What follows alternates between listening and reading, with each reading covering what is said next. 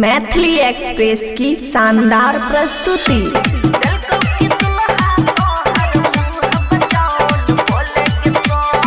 खुशी recording studio बलुआहा। शादी से पहिल रतिया तोहर भेल कोना मनौन सुने गे सखी हे गे शादी से पहिल रतिया तोहर भेल कोना मनौन सुने गे सखी दिलको की दुल्हा तोहर मुँह देखौन सुने गे सखी दिलको की दुल्हा तोहर मुँह बजान सुने गे सखी। सुमित सतीश रईमा।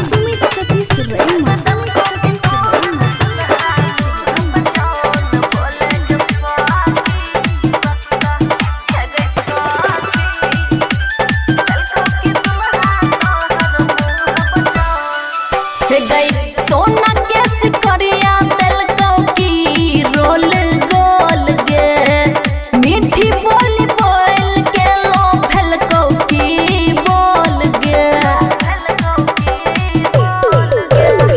सोना के सिकरी दिलको की रोल गोल गे मीठी बोली बोल के लो भेलको की बोल गे सैया के अपना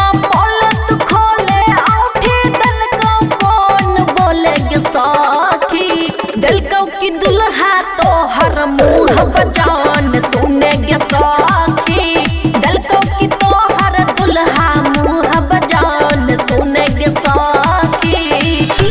सुमित सतीश रईमा। खुशी रिकॉर्डिंग स्टूडियो बलुआहा।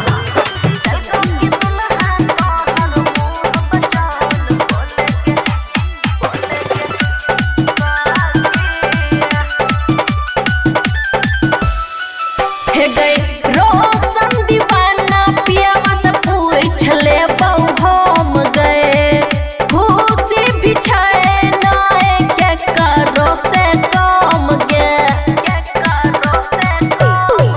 हे गए रोशन दीवाना पियावा से पूछ ले बहु हम गए खुशी भी छे नाए के करो से काम गे हनीमून से